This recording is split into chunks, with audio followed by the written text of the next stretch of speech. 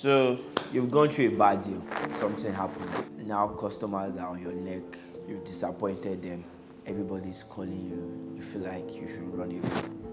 You wish you never did it. You wish you never got involved in real estate. You even wish you never even had that idea in the first place to go into real estate to start selling properties. Now you want to quit, or sometimes maybe you're committing suicide, or you're looking for one thing or the other to relieve that pain. Well, I'm here to tell you it's normal. Almost everybody has been through a bad deal. I've never met any serious realtor that has made good money from real estate that has not gone through a bad deal. Some of them, they went to police. Those realtors you see online, the big ones, a lot of them have been to police, a lot of them have been to, in fact, there was one that I was hearing, he said the developer slapped her, then client too slapped her. Very dramatic something. And it's in this moment we know the realtors that will move to the next level, the business people that will keep thriving and move. But this video is to help you know how you can do it, step-by-step process, how you can come out of it and make it something that turns into a win for you.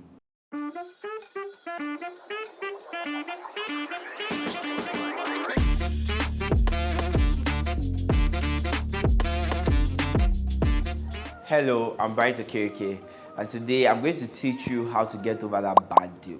First off, there are three major ways you can get into bad deal in real estate. Number one is fraud. It's not very common, especially if you do your due diligence, but sometimes you run into fraud cases while selling properties. One of the common ones, I've also experienced this one, is when you meet a developer, you verify that that developer is the owner of that project, but guess what the developer does? Let's say he has 10 units of apartment, he will sell 25, and it's the first to take possession that wins. Or this one happens a little bit more often for land, where you see a developer that has 10 plots or 10 acres, will go on to sell 20 acres. And now you, the realtor, you are left with sorting out your client, because guess what? You've been defrauded by that developer. And it's usually very painful because most times you verified the land certificate, you verified the developer, you verified everything, but at the end of the day, you were still defrauded by the person you're supposed to trust. Another one is when projects are not completed on time. If you're a realtor, you've sold a lot of properties, you've experienced this one. It might be a lot of things causes this one because it's more intricate. It could be the developer is irresponsible and did not make proper planning. But the most common reason why this happens, especially in Nigeria, is inflation. Developers sold out for 30 million. Now material is 50 million. Now the project cannot be delivered. But you as the realtor, you don't have that much control and you are stuck because your clients are disturbing you for the project and the project is not yet there. The last case is investments. A lot of real estate people have done some kind of investment. I think the common one now is land banking. There are other investments similar to land banking where clients drop money and then after a year they get a certain percentage. Now that one is usually brutal because people who invest in this, they don't hear story. If March 1st is their due date, they don't want to hear you pay them March 2nd. And sometimes things go south and you can't even pay March 2nd or even May because something went wrong with the project, and now instead of the client to get their money, they are getting stolen. This particular one, I remember in 2022, I met with somebody who went through this with one popular company and she had lost herself. She was in deep sorrows, depressed, and she was considering leaving the industry. But I'm going to show you how you can step by step come out of this and make sure that you push your business to the next level. The first thing you have to do is forgive yourself. I know you feel like you've disappointed your clients, you failed, you should have done better. I understand that feeling. I've been through it and it was gut-wrenching. I cried over and over and over again. It was hard for me to show up at work because I could not face myself anymore because I felt disappointed, and more importantly, the people are disappointed. But you have to understand, your feeling bad will not make things better. Your killing yourself with guilt will not bring back the money for the client. Guess what? It will make things even worse because you will not be able to think straight. You will not be able to do the necessary things you have to do to make sure that you correct that mistake that had already been made. You need to forgive yourself. Forgive yourself. Let go of the guilt. You need to stop punishing yourself with guilt. It's hard, it's terrible because people will keep calling you and reminding you of how bad what you did to them was. But you need to learn to forgive yourself.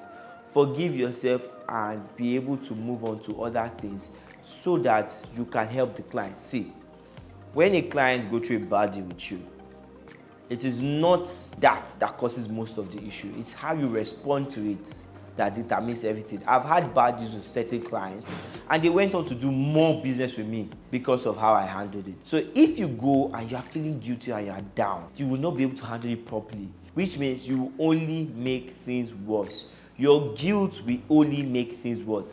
Let it go. If you need to cry, if you need to take a break, don't take a long break, please, because I've seen a lot of people just run away. You need to face it, forgive yourself. If you have to pray, worship, or do whatever to get it out of your system, do it and move on. Forgive yourself so that you can continue, so that you can help them get their money back. Please, the client don't get paid when you are feeling guilty. They get paid when they get paid. What they need more than anything is not you feeling bad, it's their money back. They want their money back, or the project, or whatever. That is what you should be focused on. So forgive yourself. Understand that no matter who you are, you can make mistakes. All the best people you know in real estate have made that mistake at some point. They got wiser, they got better. This is an opportunity for you to grow. This is an opportunity for you to do better. So you need to forgive yourself and move on so that you can make it better for your client. The next thing you need to do is you need to develop a positive attitude. I know, chill, I will tell you what you need to do to make sure you pay back your clients and everything is sorted out. But first, you have to work on you. You need to be able to create a positive mindset, because when things like this happen, it drains all your energy and you will not be able to go out and do the necessary things if you feel terrible inside. So you need to build a positive mindset. One of the things I found really helpful in times like this is smile. Always force a smile. The thing about smiling is once you start smiling, it's very contagious. You feel happy. It starts from a fake smile and then it comes from within. And you can also influence other people with that. So smile as often as you can. Always smile. If you just remember, you see that you're feeling sad, smile. Force a smile. Speak positive things to yourself. My favorite mantra for that is I like myself. I've noticed that it's hard to be depressed when you like yourself. I like myself, I like myself. And when you say I like myself often, you start to appreciate yourself and laugh and at least have some hope and good feeling in you, because you will need a lot of that to navigate through this journey. You need a lot of positive affirmation, you need a lot of hope, you need a lot of happiness. So smile as often as you can. Always smile. Force a smile. Speak to yourself. Have your positive affirmations. I like myself. I can do it. I'm the best. All those things to reassure yourself that you are not the problem you are facing. The third thing that you will need to do is this. You need to be accessible. One of the things I've noticed is whenever crises like this happen, the first thing we do is run away. Now your client is calling, you are not reachable. They are reaching out to you, you are not there. You need to be accessible. If they call you, you pick your phone. In fact, I'll do you one better. You are the one calling them. Yes, they're going to shout at you. Yes, they're going to be mad at you. But guess what? When you keep doing this, all of a sudden, they start working with you and start understanding that you are not the problem. Because why? You're always reaching out. And this also helps to prevent further escalation. In fact, this is one of the best moves you can make. Reaching out to them as often as possible, picking their calls, offering to meet them one-on-one. That's another thing I always do. Whenever I'm having a problem with a client, I always call them and say, hey, what's up? Can we meet? Where are you? Let me come and see you. It gives them this reassurance that yes, you are not a fraudulent person. You just happen to be in a bad situation. So always make that call. Hey, let's meet up. And one thing I've noticed that whenever clients are very angry on phone, when you meet them in person, they're a lot more calm, they're a lot more relatable, they listen to you more. And when you go to meet them, you're not going there to fight. When you get there, sir, I am very sorry. I made a mistake. I did like this. I'm wrong. But please, sir, I am working to make it better. These are the things I'm working on. This. You highlight the things that you are looking at doing. Sir, we've already done this. We are going to be doing this. Oh, this is what the situation is. This is what happened. This is why this is this. Transparency. You have to be able to Talk to these people and let them understand what is going on. Because if you run away, this is when they start using police to look for you. Because all of a sudden now, you are leaving them in limbo without their money. Now they are thinking you are part of an elaborate scheme to defraud them, even when the situation is not even that bad. So make sure you are very, very accessible. Call your clients, pick their calls. It's not going to be easy, but always pick their calls. If you don't do that, you only make things worse. Don't turn off your phone. Don't turn off your phone and ignore them for days. Don't do that. Don't ignore their calls whenever they call you. Because now when they call you and see you are not reachable, they will call the DPO so that the DPO can find you. Pick their calls. Yes, they'll be mad at you, they'll scream at you, there'll be a lot of negative emotion. That's why your positive attitude needs to be intact, so that by the time you have that interaction, you can be able to go back and then sort your thing out. For that positive attitude, I want to mention something. You have to be able to convince yourself that you are not a bad person. It might look like you're a bad person, but you have to convince yourself you're not a bad person. And these are ways for you to make things better and actually prove that you are not a bad person. You just happen to be in a bad situation. So show up whenever they call, go to all the meetings they ask for. In fact, propose meetings, propose calls, reach out to your customers, make them feel like you are in it with them and you are there to solve their problem. The next thing you need to do is you need to offer restitution to your client. You can't just move on with your life. People have given you money and it did not go to what you promised them. So what's your restitution? There has to be a plan. Ma, sir, can I put you on a payment plan to pay you back? It could be 6 months, it could be a year, it could be 2 years. Tell them, see, I'm sorry, but this is what I'm going to do.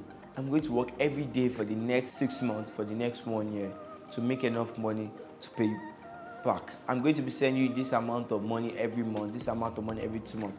Now, the thing with this is, and why it's very important, is if you are drowned with guilt and sorrows, you will not be able to make money from another person again. So the only way to do this restitution is to get back to work. You have to go back to work. Because where else are you going to make 20 million or 50 million or 150 million to pay back your clients? The people that have been defrauded or whatever the case may be. You have to offer some kind of, even if you're not able to pay the entire money, pay something. Pay something. That way, anybody that comes and see that case will know that you are doing your best. That, oh, it's a 20 million naira deal that went south, or you've paid back 1 million. It is something. It's very little, but it's something. And then next 3 months, you pay back another 2 million. Then you pay back another 3 million. And as you are going, you are offering restitution. Now, restitution can come in different ways. It doesn't have to always be you paying back. For me, it was easy because I was also the developer. So it was easy for me to offer restitution and pay back from future deals and future profit I was making. But in some cases, it might not be so. You might just dedicate 50% of all the money you make as a realtor to pay back these people that have entered into bad deals. And you'll gain a lot of respect from them. I recently got a message from someone which we had a bad deal experience, and he was like, Bright, you've really done well. I want to thank you for. He was thanking me. Someone that should be pissed and angry was thanking me because of it's been more than a year since the bad deal happened, close to 2 years, but I have consistently said something to him to pay back, to show that I am not ignoring you, I'm not moving on with my life, you matter, and what happened matters, and I'm going to make restitution, I'm going to make it up to you. So you have to have that part of the plan in your mind. You have to make sure you communicate with them and you stick to the plan as often as you can. Sometimes you disappoint. Yes, I disappointed a lot. Even in my restitution, I disappointed a lot. But it's fine because you are human and things go wrong sometimes. See, there is no investing without problems. If you listen to Warren Buffett, let him talk to you about all the problems he has gone through while investing, or you listen to any other person who is a serial investor, it is very common for you to run into problems when investing. They come in different shape and form. You just need to fix it. You just need to make restitutions, do your best. Do your best and keep moving on. Now, the next part is one of the most important parts. This part is so important because if you don't do this part, restitution cannot work, which is you need to set bigger goals. One of the ways you can make your problem disappear is to set goals so big that your problem becomes irrelevant. Example, you have a 10 million naira problem and you set a goal of 1 billion. All of a sudden, the 10 million is insignificant. This thing has happened to me multiple times when I move location or I improve my lifestyle. I remember the first time I rented my second apartment, I was scared. My rent was about 1.5 million. And I was so scared that, will I be able to pay it? How do I want to pay it? It was a very scary thing for me. But what happened? I set a goal of 400 million. I didn't meet that goal. I failed. But guess what? All of a sudden, 1.5 million was not that hard for me to pay. It was very easy because every 2 months, I make it. Or even on a monthly basis, I was making more than that. So it's very important for you to use this as a way to set a way bigger goal. You have a 100 million naira problem. Now you are trying to work on 5 billion, 10 billion. You have to move on past it so that it will be a lot easier to offer restitution. Now, restitution is not the entire money you are making. It's now a fraction of what you are making. You have to set bigger goals. You have to look at it and say, okay, for me to get out of this, I need to make this much money so I can pay this much to my previous clients so that I can move on with my life and not have this hovering over me for the rest of my life. So set big goals. Big goals are the major thing that will save you. You set big goals and you get to work at it. Get to work. It will take time. It will take a year, 2 years, 3 years.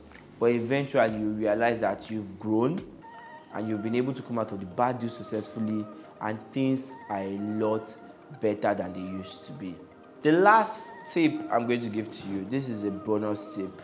It's not related. It's related to this, but not exactly a step you do. So once you set big goals and you meet them, your problem will be solved. This is very important because if you've not experienced a bad deal before, it's particularly helpful for you. If you are currently experiencing it or you've experienced it before, it's also going to be very helpful. And that tip is always anticipate things will go wrong. Always anticipate. One of the things that really helped me when I went through multiple bad deals was I saw it coming. Not the specific bad deals, but when I decided to go into real estate, I had it in my mind that things like this will happen. And I anticipated it. And I anticipated it to be a lot worse. I usually tell people that my plan is worst case scenario, I go to prison for 2 years and I'll come out and I'll continue doing my real estate business if I get into such a bad deal, right? So when I now go through other problems, they seem small compared to what I had set my mind as the worst thing that can happen, right? So you have to set that, you have to anticipate it. You have to anticipate the worst things happening. You have to consistently anticipate it.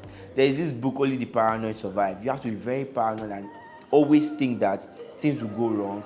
Always expect things to go wrong. So that way, when they go wrong, it seems like you're already aware. You know how to manage it. You know how to confront it. You do better with it because you know this is part of the journey. So always anticipate bad deals going wrong. Now, if you want more tips, remember to follow us on channel, like, subscribe, then also join our community. Check the link below, join our community where you can get consistent real estate training, how you can sell to more clients, how you can build a business selling real estate property. My name is Bright Okereke. I'll see you again.